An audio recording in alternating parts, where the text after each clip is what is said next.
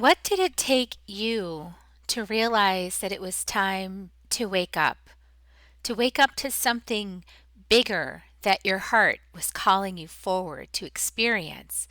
To wake up to a role that you have to play in the world?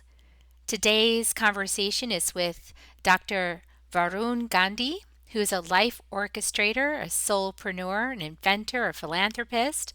He's going to share with us how to be socially conscious, how to be conscious of our own needs and desires, and how to navigate a world that tells us how we're supposed to be and instead be who we are.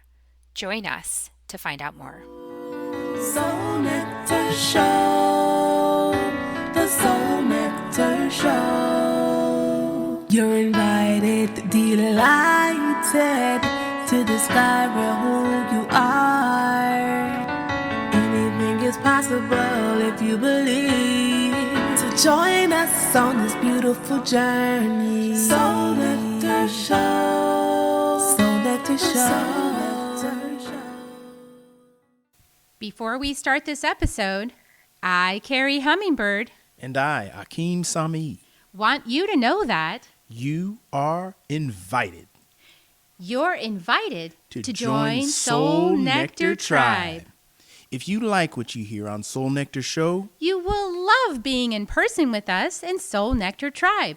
we invite you to check it out. First 30 days is free. Right now, go to carriehummingbird.com, KERRI hummingbird.com/membership and sign up. We'll see you at our next tribe gathering. And now, on to the show.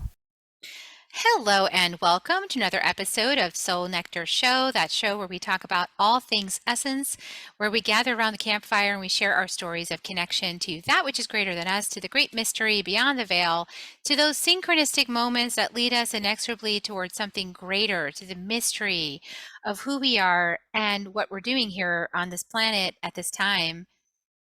I'm your host, Carrie Hummingbird. I love having these conversations. They open up new realizations, new connections, new insights that help us then to transform our understanding of ourselves in the world. And when we're transformed, we become a new person. And when we're a new person, we take new actions. And when we take new actions in a beneficial way, we change the world. And really, what we're here to talk about today is exactly that. How do we wake up the world to care about the planet? You guys know this is a passion of mine. I work with the Q'ero shamans down there in Peru. I hear and I feel their connection with all of nature. Every blade of grass, every animal, every bird, everything, they feel connected to the mountain spirits. They're connected to everything there. And when you visit, if you come with me to Peru and we visit Peru together, you'll feel that the land is alive. Like Mother Earth is alive. She's not sleeping down there. She's alive. She's awake. She's talking. She's only sleeping where nobody's paying attention. And, that's kind of what we need to work on, isn't it? So we're about to have a really interesting conversation today with Dr. Varun Gandhi, who's here with us. He's a life orchestrator. I love that, by the way, life orchestrator, soulpreneur, angel investor, inventor, philanthropist, and a water doctor. He enjoys orchestrating businesses, events, and ideas about the self. He is currently focused on creating a digital course called What's Your Story, which allows you to create your life film. And so all of this is, of course, according to the passion, the deep, deep passion that Dr. Varun has about helping wake up the world to care about this beautiful planet that we're on. Welcome, Varun, to the show. Thank you so much, Carrie. Love and abundance. And I am so grateful for being here. I'm grateful that you're here. I always love every time we talk, you've got such a beautiful smile and a gentle spirit, and it's just nice to hang out with people like that. Oh, thank you so much. I really appreciate it. I mean, I think I'm a mirror for other people. And so when I see that in front of me, it comes out naturally in me. So it's always fun being in these environments. It is fun. I like talking with my friends across the planet that are waking up to this. Oh yeah. Oh yeah. I mean, it's I think it's a great time for all of us to be getting more in tune with ourselves, right? There was a long period in my life. It took me about almost 30 years of my life to actually look inside. Up until then, I was always just focused on the outside, going out there, achieving, going out there, getting that next degree, that next achievement, whatever that is, the next step in the ladder. When I finally went through pain and suffering, is when I realized, okay, there's something over here as well that I need to, look at and need to really dive into. So in the last about 7 years of my life, is that's where I've been focused on, is going within to really understand what's going on. And the culmination of that is this idea of the life film and creating your story and kind of understanding what your past has led to thus far, and where it's going in the future. Um, so yeah, it's the spiritual journey is very fascinating. I've learned so much about myself, and thus I've learned so much about other people through this whole process. Uh, you know, um, I was born and brought up in Dubai, in the Middle East, and kind of like it was the Middle East, but there were a lot of Indians there, so I was kind of amongst the Indian subcontinent and that culture. So it was a lot of competition, a lot of trying to outdo the other person, score better grades, and so my childhood has basically just gone in that, just being in books, studying constantly. Summertime, I'd get to go out and play, and the weekends, and then the summertime, I'd get to go out and do fun things. But otherwise, it was during the weekdays, it was just studying. So that was my life. I was just so focused on that.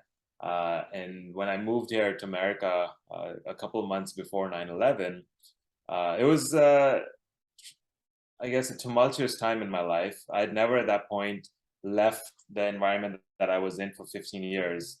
Over there, we had uh, all levels of school in one campus, and so we didn't really have to go to a separate campus to meet new people. It was all in the same area, same teachers. It was very familiar. So when I moved here, it was like completely new. I didn't know what was going on. I was completely shocked by everything that I was, experiencing here. And I was this oddball out, looking, with a thick Indian accent, not fitting in, going into junior year of high school. When this is the time when in high school everyone has formed their cliques. So I'm kind of like just standing out in the sidelines, looking for other people to meet. So it took me a couple months to actually get adjusted to the life here. And during those months when I first started school, I'd remember waking up not wanting to go to school. Remember just crying, and my mom would just give me that little hope that, hey, just go today, one day, and it'll all be okay. So every day she'd give me that little hope, and then finally I was got comfortable being in school, made some friends, and then I was okay.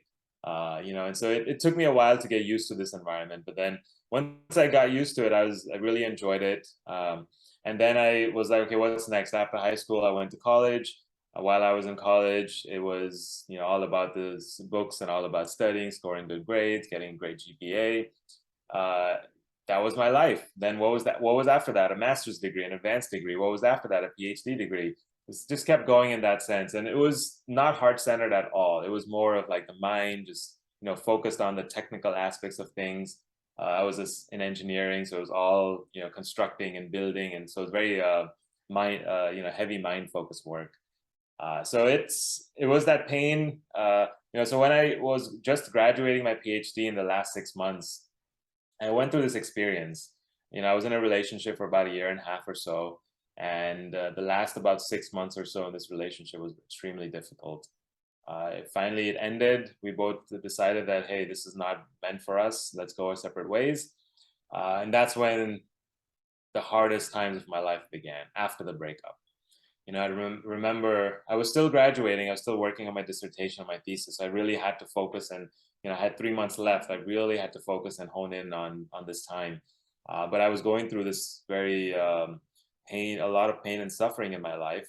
And so I'd wake up in the morning with tears in my eyes, not accepting my reality. I'd have dreams about that old life, and I'd wake up and be like, wait, why is that not true anymore? So I wouldn't accept my reality. It took a long time, about a couple months to accept this reality. And so, but then I'd wake up every morning like that, and I'd have to go directly into work, like into, finishing up my graduating and all of that. So the one thing that helped me during this moment was comedy. I'd watch Jon Stewart was on the Daily Show at that time, and that was a 20-minute segment that kind of brought a smile to my face and like gave me a great start to the day. And then I would go into finishing up my work. So while I was going through all of this, I graduated and then I moved across country to Idaho, Boise, Idaho. I didn't even know it existed until I went there for the interview. I got a job there, and that's why I moved. Now this kind of represented a, like that move, that moment of going into the cave, into that darkness. Because Idaho, I didn't know anyone there. It was completely like a blank slate for me. I could have really sat down with myself and understood what was going on inside of me. But instead of doing that, I couldn't deal with that pain and suffering. It was still way too fresh. So instead, I would distract myself. I'd go out, run around, go. I mean, there was some good stuff I would do too, like hiking and things like that. But a lot of it was, hey, let me go party, let me eat some nasty food, let me, whatever I could to distract myself away from that pain and suffering. And that lasted for about a year and a half or so. So finally, after so many bottles of alcohol, I remember every Friday night, Saturday night, 3, 4 of us friends would get together and drink like a 750 ml bottle of Jack Daniels or 1 liter bottle of Jack Daniels. We'd finish that on a Friday night. We'd finish another bottle Saturday night. And that was just the pregame part. So it was heavy drinking for at least a year. And after that, I realized I was like killing myself with all this.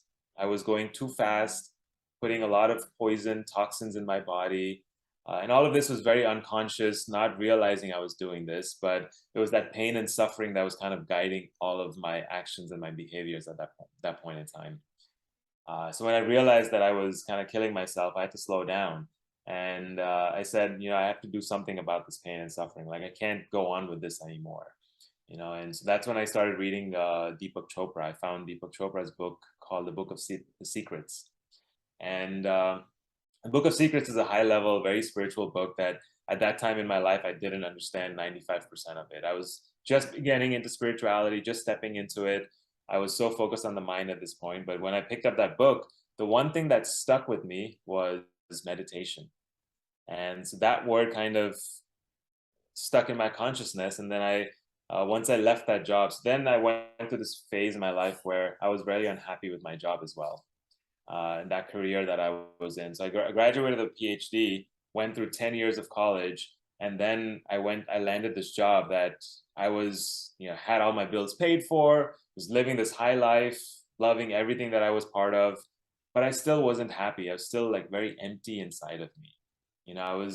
In a way, I was drifting through my life. I felt like society and other people's voices in my head were making decisions. I wasn't truly making those decisions based on my heart and what I really was, cared about. So up until that's when I started waking up.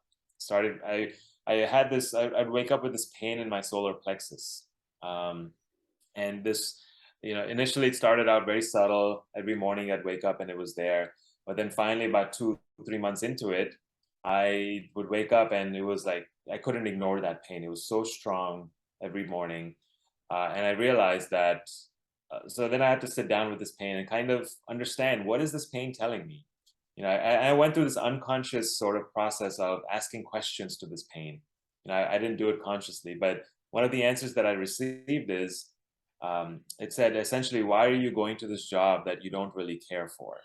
And then the other thing that came up is, the impact that I'm making in the grand scheme of things was very, very minuscule at this point in my life.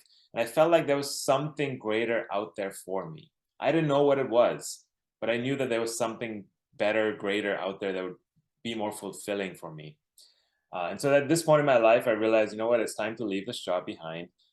Even though I'd gone through 9.5 years of college to get this degree, to get this job, but it is time to leave it behind because I'm not satisfied in it. So it took me a month to convince myself, a month to convince my parents, because they had a huge role in my life. Yeah. And I mean, they were completely opposed to it. I told them and they were like, you're crazy. You just went through all of this and now you're going to leave this career behind completely. Why don't you find another job within the same career, maybe with a different company? You'll like that better. And I realized, I've seen a lot of my friends go through this. They'll stick with a job for 2 years, move on to the next company, stick with that job for 2 years, move on to the next company. because they're not happy with the job, they're not happy with that whole career, but they're just trying to find happiness in a different company that to work for. I realized I didn't want to do that, so I left the whole thing behind, and I moved back from Idaho to Atlanta. And this is where I kind of got into entrepreneurship and, using my background in PhD, I applied it to help international students who want to come to America for grad school, kind of helping them through the whole process, understanding all of that. So that kind of got something inside of me, like woke up something inside of me, wanting to help these people. There was another incident that happened while I was in Idaho. So I was dating someone at that time. She was a Buddhist girl from Tibet, and very different from all of the past relationships that I've had. So what there was this one time where we were driving underneath a bridge in a Sunday afternoon, and it was kind of in the summertime, so it's warm outside. And while we were driving through underneath this bridge, she looked around and saw there were homeless people, underneath that bridge. They were kind of made home there. And so the first thought that came up in her mind was, I want to get some pizza for them. And this is a person, she was working at an hourly job, making $12 an hour, working 10 hours a day to make ends meet. But she was the one that came up with, said that I want to get pizza for them. Whereas I was living this life where I had all my expenses covered, everything was very happy life. But why didn't I have that thought of wanting to help the people around me? So when I saw that, something kind of arose inside of me. Something said that, okay, there is something out there greater. Like this mind level life that you're living right now is not it. There's something more outside of this. So that incident kind of stuck with me, and since then I've been in this journey of, giving as much as I can, whether that's my time, whether that's volunteering in some form of fashion, whatever that may be, my resources, my money, whatever it is, just helping someone in some way. And I've realized that that is where my passion lies. Is I want to be there serving people, in whichever way it may be. Oh, beautiful. Yeah, these moments can be so significant. Yes, like it's like a moment that it maybe only took 15 minutes or half an hour, but that experience dramatically changes the course of your life if you allow the message of it to really sink into your heart. And I think that what's really going to be or is an experience that Western civilization is going through right now is moving out of so much focus on the mind and into more focus on opening the heart chakra and the heart center, because there's like different information in the heart chakra than there is in the mind, and when we only live like neck up, and not even there because people don't use their throat, right? So it's like chin up, then we're missing out on like most of our being, our body, our spirit, our heart, our soul. Like we're missing out on so much. And we're just like kind of myopically focusing on this like ladder of success. Like this is how you get that successful life. But, it doesn't really work for that many people. So It does not, and I don't think it's success does not mean happiness for everyone. that kind of success, right? It's like, how do you define success? Like if you define success by having a bunch of material stuff, Yeah, well, I did live that that's, life, and it did make me happy. So if someone is striving for that out there, listening to this podcast, I can guarantee you, at some point, you'll realize that this is not going to make you happy. yeah, that new Lexus, it might be nice and sleek, but yeah, it's so what? At some point, you don't really care.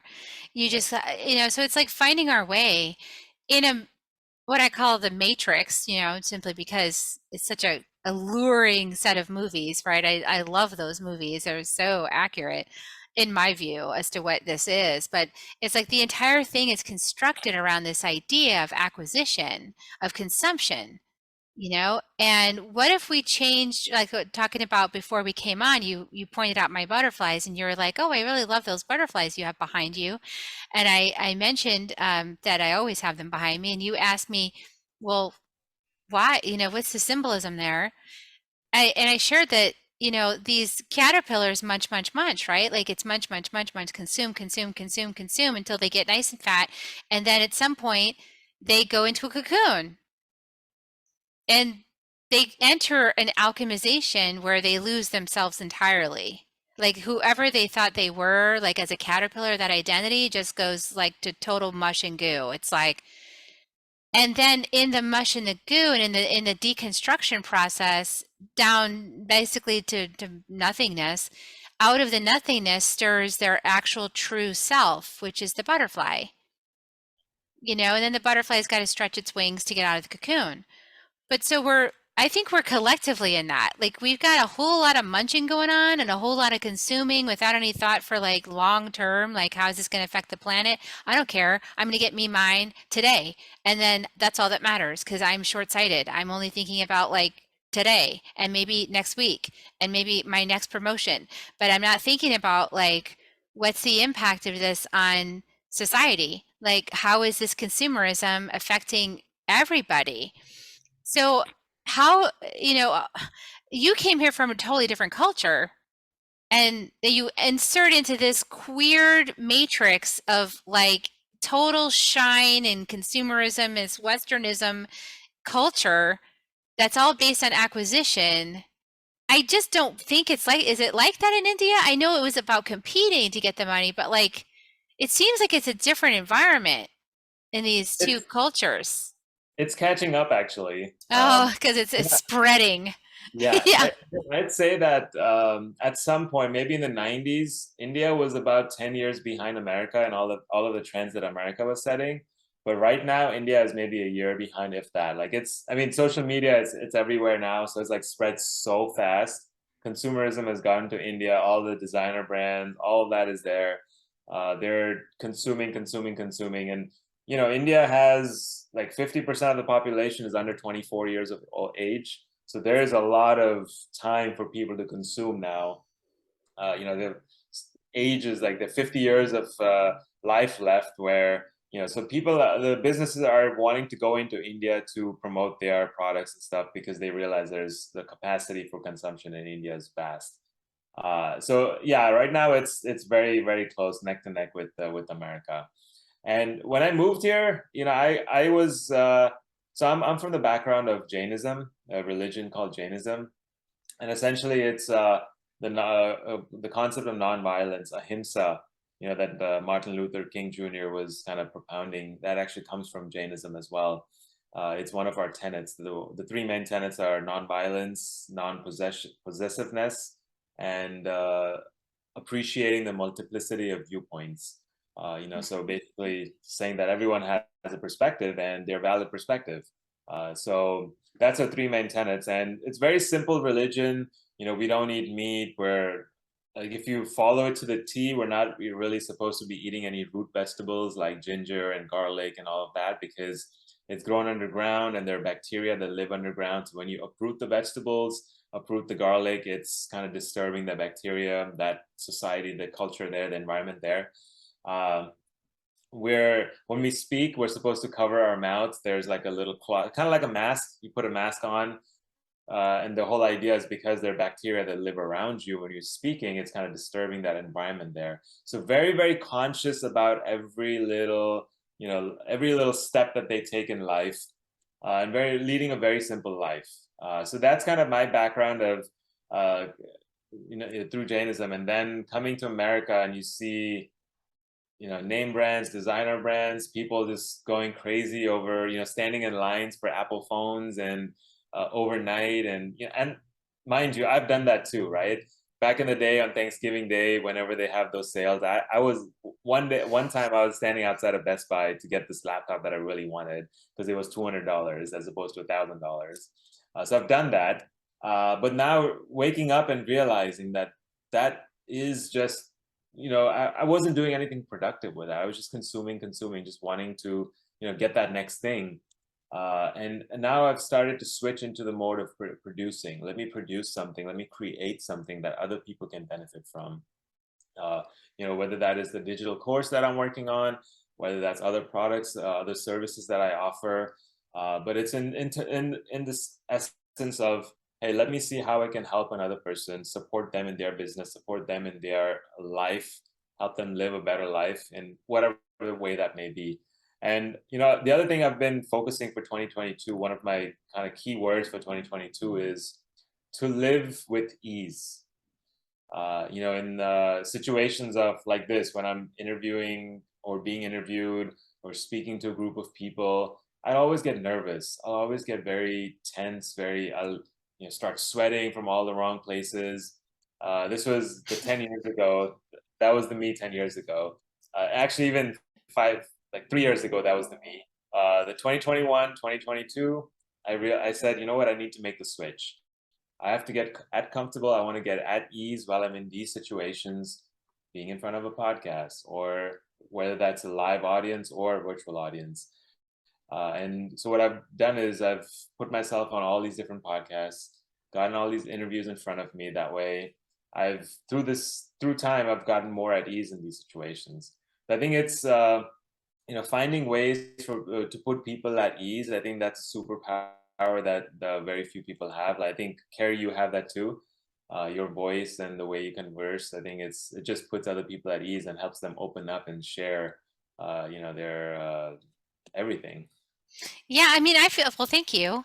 And I can relate to that. It is a process to get comfortable being recorded on a video stream that is going to live forever, probably.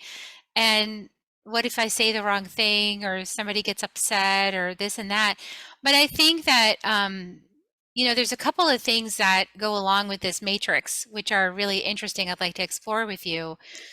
And one of them is this idea of being perfect and having everything perfectly. And I think that drives this need to consume, right? So it's like, if I want to live the perfect life, this is what it looks like. I've seen it in the magazines, and now I've got to have those things and surround myself with those things, versus really understanding that it's an inner job.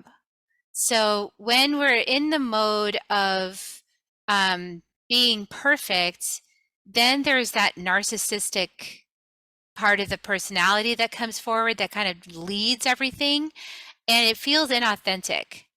It feels like you're being a politician and you're sort of just, presenting an image, right? But at some point, when you switch and you decide to be vulnerable and transparent and messy and human and share from your heart and accept your own self and your own journey, which has been a huge part of my healing, is accepting myself, allowing and embracing that I'm a firebrand, and sometimes I say stuff that pisses people off, and I just got to apologize in retrospect and say I'm so sorry. And as I've learned to accept that part of me that's opinionated, that's like, I don't like this, or I want to speak up, or I've got a different perspective than the rest and I want to share it, I embrace that part, I embrace myself, then I can embrace you. And so I think it's all really also tied into that like thing that you mentioned, a tenet from your religion about um accepting the many different voices, right? And even within ourselves, there's many different voices, So like getting to know those voices within and accepting, allowing, and embracing them.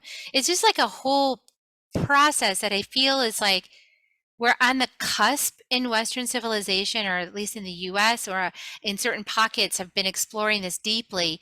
And I think we're on the cusp of a mainstream exploration of this. It's just like budding up out of the wildflowers, out of the earth, like everywhere, where people are trying psychedelics and people are like opening up the inner journey. People are doing yoga, meditating, contemplating, talking about, and then it's like it's all starting to come up now, that inner journey being more important than the outer perception of you. Yes? Completely agree with that. Recently I just read that there was this NFL quarterback, Aaron Rodgers, out of the Green Bay Packers. He was on a podcast, the Marcus Aubrey podcast, and he was talking about his ayahuasca journey. And so now, what the news article that I read was the NFL says that ayahuasca is not part of their banned substance policy and things like that. So he's not. Aaron Rodgers is not going to get fined or anything because that was legal in their eyes. So ayahuasca is becoming mainstream because, I mean, NFL footballers. Like this is a And superstar. Will Smith too. He put it in his book. Yeah. Yep, yep. And Will Smith is very spiritual. I mean, he's I've seen his video with meeting with Sadhguru when he had come to LA, and he's deep into it. He's gone to India and visited the River Ganges, where the very highly spiritual places in India. So yeah, it's spreading, and I feel like as more and more people wake up, like you were saying, they're coming, budding out of the ground. As more and more people are waking up, they're going into into the cycle of waking other people up as well. And so once that starts spreading and more kind of get into this ball, it's just going to roll and become that snowball, and it's going to be unstoppable at some point. Right now, there are forces maybe working behind the scenes to hold everything together, hold all these pieces together, like the Matrix, kind of hold all of it together, but it's illusion. And I think it's been all of the stories that we've been told. It's been all of the narrative out there it's being controlled and manipulated. And I feel like more and more people are realizing this and kind of waking up to this fact that what we're being told may not be the whole truth. There might be more to it that is kind of being hidden or not being shared.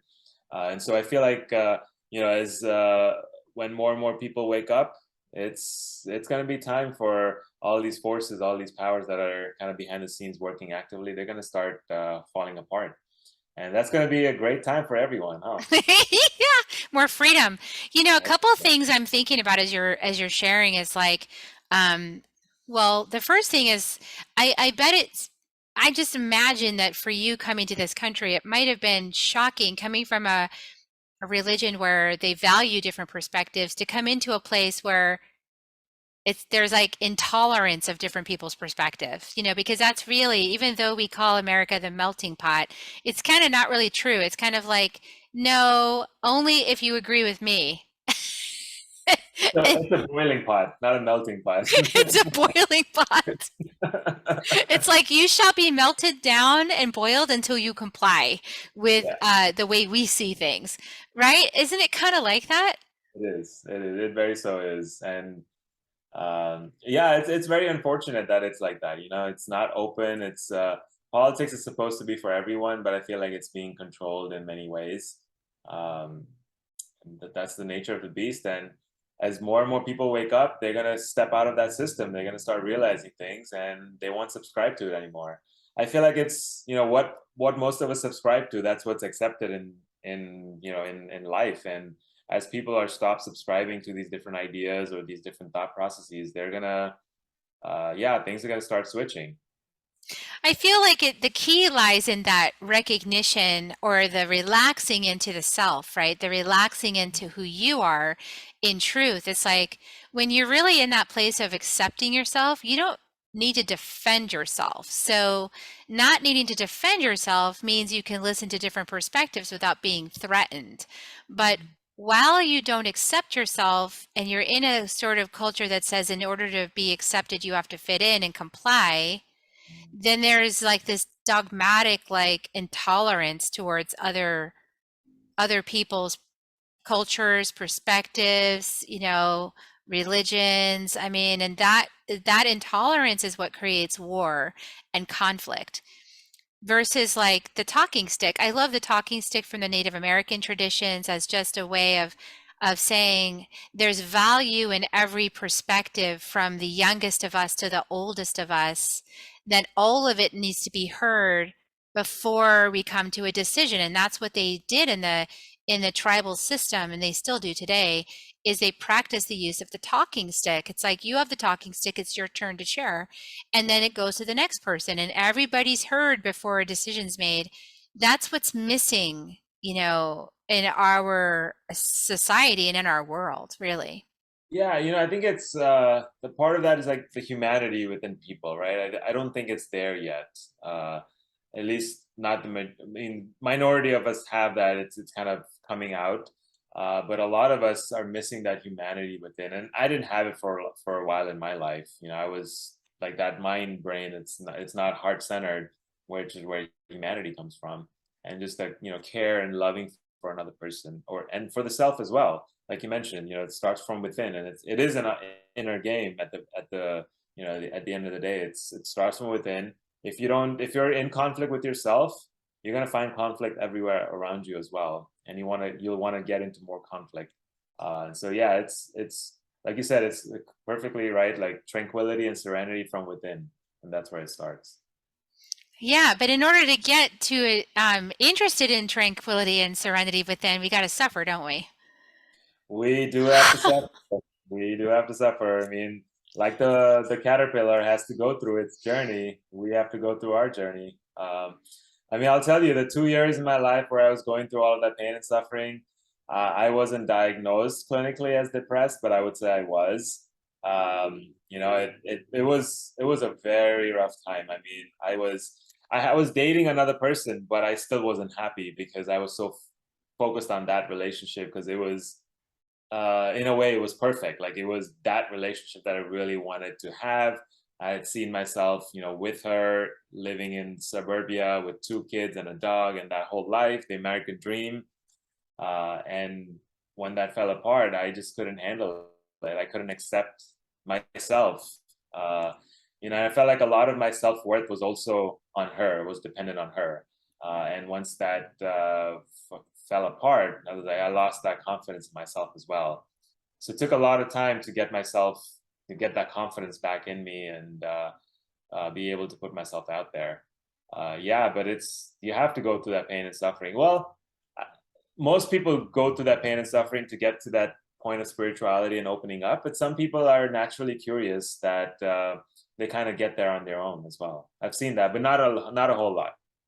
Yeah, usually we get stubborn and intolerant and just keep going, right, in the direction that we shouldn't be going.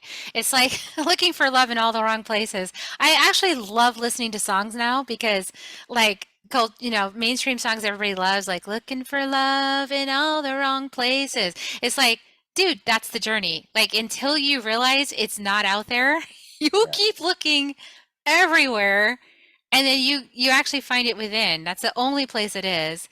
But till we know that, we kind of can get inspired by other people. Like you were so inspired by like this muse that you had in your life that was like pointing you to something that you wanted to awaken within yourself potentially. And but it's not meant to be like the answer, the end of the story for those of us who are really meant to wake up in this lifetime. So sometimes, unfortunately, and somebody, a beloved person in my life is going through this right now. It's like that person that it means so much, that woke something up in you that you admired so much, you wanted to spend all that time with them and call them your person.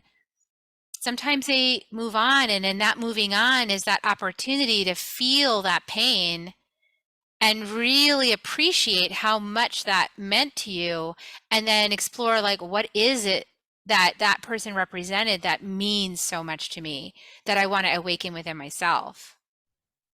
Yeah, I completely agree that it took me a long time to kind of get to that point of acceptance of uh, because initially, like 2 years, there was a lot of like conflict, just resisting the whole situation. I didn't want to, I wanted to get back with her and all of that. So it's got a lot of resistance. But finally, it took me like a few years to get to the point of, okay, let me just accept the situation and be grateful for the times I've had with her, be grateful for everything that she's taught me. I mean, I really appreciated the confidence that she had, the confidence that she carried herself with. And I think that was one of the reasons that I got really attracted to her. Because I lacked that confidence, right? So that was one of the needs that I was looking for, like in the sense that I would get very nervous. I'd bite my nails constantly before her, but after we broke up, after like during the relationship, I stopped biting my nails because I saw that confidence in her, so I didn't get nervous, and I was also confident as well. So. Yeah, it took I think it takes a while for people to finally accept that, okay, this person actually did some good in my life. They were beneficial in a lot of different ways, and there was just a few ways that we didn't work out. But it took me a while to get there, and I think it definitely will take for people as well. Yeah, and take the journey, like go into the mystery of it, have curiosity and don't rush yourself. Like if you feel angry, feel angry. If you feel betrayed, feel betrayed. If you feel pain, feel pain. If you feel grief. And let it be what it is, because that's the whole experience, right? We're not here to just like skate along on the perfect cloud. and never have any bad, this whole good bad thing. That's like Right. really Yeah. kind of not true, right? Yeah, I mean, good and bad is subjective, right? Like what's good and bad for you is different for me, and so it's And uh, that's because you understand different perspectives, right? And so, yeah, yeah, it's all tied to this shift in consciousness out of like there's one right way to do it and it's written in this certain book. No. yeah. Every other way is ridiculous. No, your way is wrong, my way is right.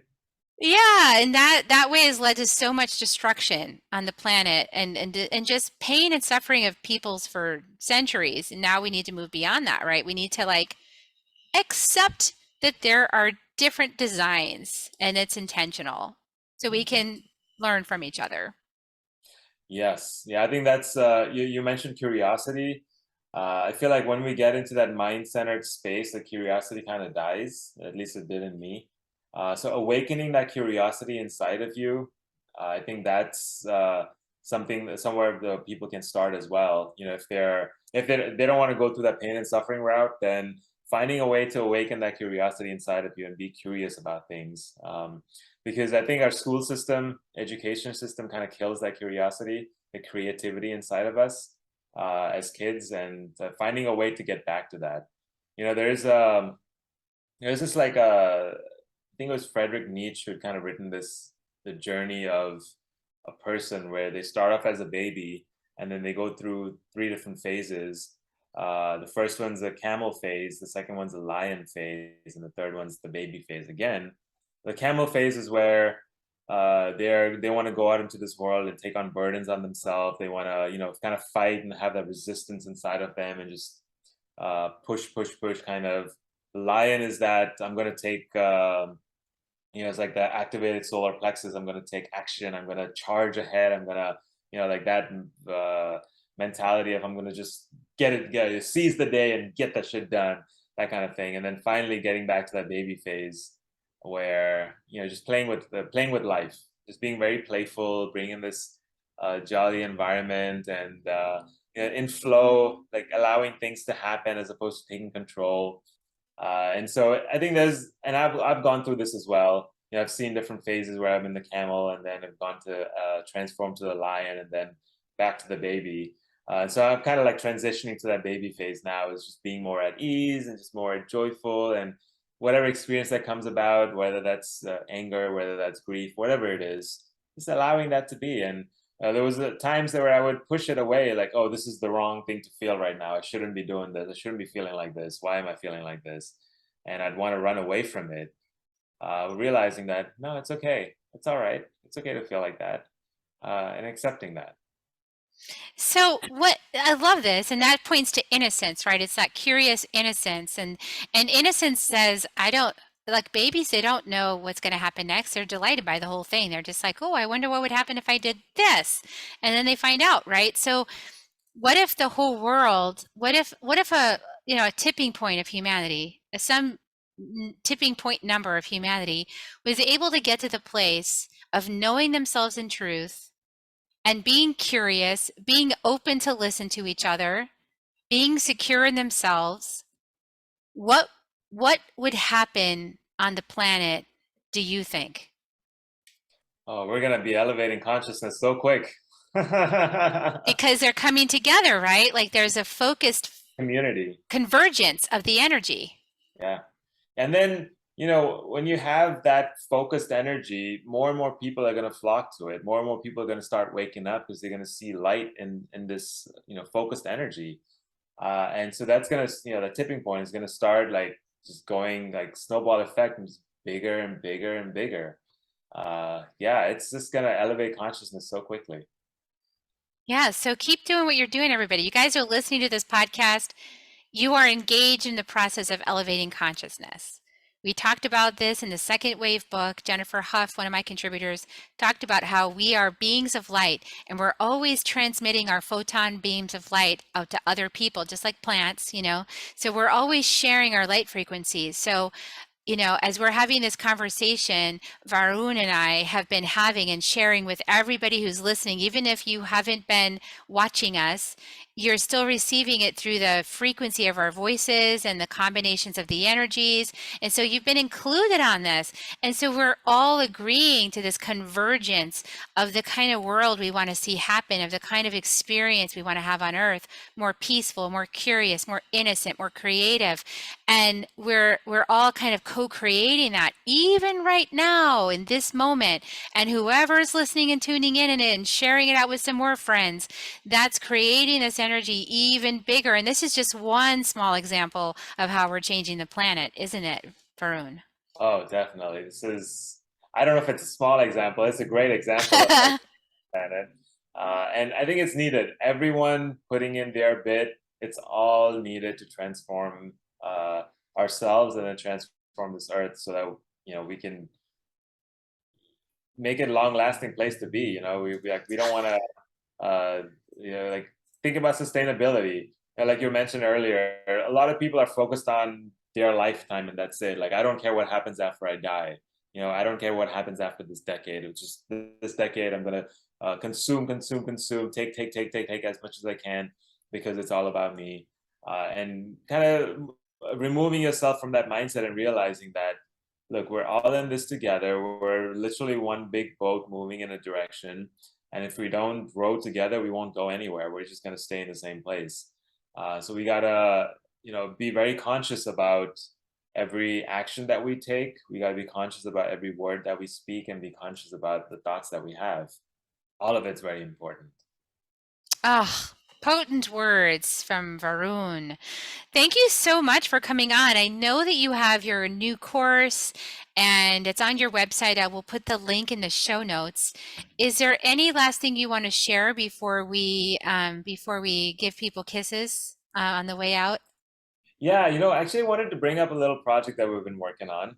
Uh, this is for the last 2 years since the pandemic started. Kind of the background, the backstory behind this is, when the pandemic hit, businesses started closing down. We didn't know there's a lot of uncertainty. People started losing their jobs. They didn't have income. They couldn't put food on their table. And so in April 2020, I got this call from a friend. We've put together different cultural events and things like that. And he said, you know what, there's this organization that wants to donate funds. They don't know what to do, but they're looking to get our help.